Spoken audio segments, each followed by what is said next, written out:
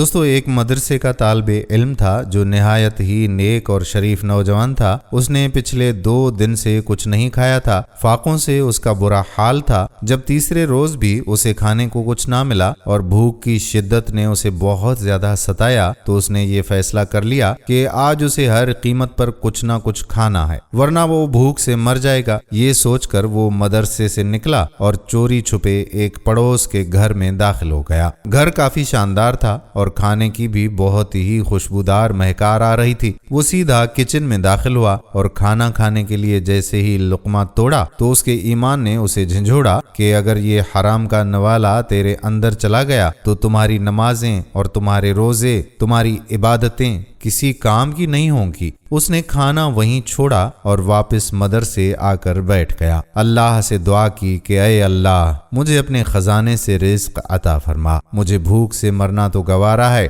مگر حرام کا ایک لقمہ بھی نہیں کھائے گا، کیونکہ وہ نہ تو کسی کے آگے ہاتھ پھیلانا چاہتا ہے اور نہ ہی مدرسے میں کہیں سے کوئی کھانا آیا ہے۔ تھوڑی دیر گزری تھی کہ قاری صاحب آ گئے۔ اس کی کلاس شروع ہو گئی مگر بھوک کی وجہ سے وہ اس قدر نڈھال ہو چکا تھا کہ قاری صاحب کی باتیں اس کے اوپر سے گزر رہی تھیں۔ جب کلاس ختم ہو گئی تو دروازے پر ایک باپردہ خاتون قاری صاحب کے پاس آئی اور ان سے کچھ کہنے لگی۔ قاری صاحب نے اس کی باتیں بڑے غور سے سننے کے بعد ادھر ادھر دیکھنے لگے تو ان کے سبھی طالب علم مدرسے سے جا چکے تھے، صرف وہ ایک ہی نوجوان مدرسے میں موجود تھا۔ قاری صاحب اس سے مخاطب ہوئے کہ اے نوجوان، کیا تم شادی شدہ ہو؟ نوجوان کو کچھ سمجھ نہیں آئی تو قاری صاحب پھر سے مخاطب ہوئے کہ کیا تم شادی شدہ ہو یا نہیں؟ جب نوجوان نے نام سر ہلایا تو قاری صاحب بولے کہ اگر تم شادی کے خواہش مند ہو تو میں تمہاری شادی کرا سکتا ہوں۔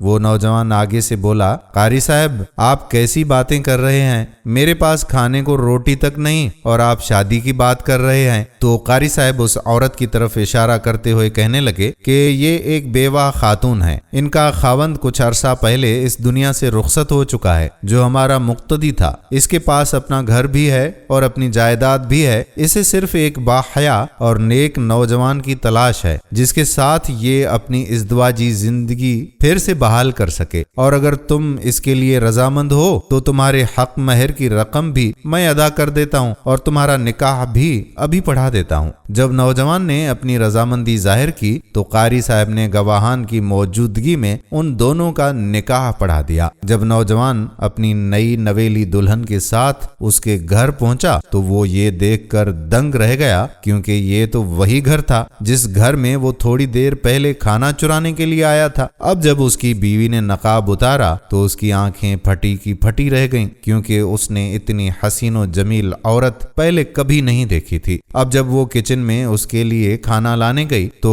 اس نے وہ روٹی کا لقمہ دیکھا تو بولی کہ لگتا ہے کہ میری غیر موجودگی میں یہاں کوئی آیا تھا جس نے کھانا کھانے کی کوشش کی ہے مگر اسے کھائے بغیر ہی چلا گیا ہے۔ نوجوان نے یہ بات سنی تو اس کی آنکھوں سے آنسو بہہ نکلے اور وہ کہنے لگا کہ وہ کھانا چرانے والا کوئی اور نہیں بلکہ میں ہی تھا، اور پھر اسے اپنی ساری کہانی سنائی کہ کیسے بھوک کی وجہ سے وہ یہاں چوری کرنے کے ارادے سے آیا مگر اس کا پختہ ایمان اس کے آڑے آ گیا اور اس برے کام سے محفوظ رکھا۔ اس کی بیوی بولی کہ یہ اللہ کی طرف سے تم پر ایک آزمائش تھی مگر تم اس میں سرخرو ہو گئے، اور دیکھو پھر اللہ نے تمہیں اس کا کیسا اجر دے دیا کہ تم جس گھر میں چوری کے ارادے سے داخل ہوئے تھے تمہیں اسی گھر کا مالک ہی بنا دیا ہے۔ وہ نوجوان فوراً سجدہ ریز ہوا اور اللہ تعالیٰ کا شکر ادا کرنے لگا۔ دوستو ہمیں بھی چاہیے کہ ہم مصیبت کی گھڑی میں صبر و تحمل کا دامن ہاتھ سے نہ جانے دیں اور خود کو برائی سے بچائے رکھیں، کیونکہ اللہ رب العزت کی ذات اپنے نیک بندوں کو آزماتی ہے، اور اگر وہ اس میں کامیاب ہو جائیں تو دنیا اور آخرت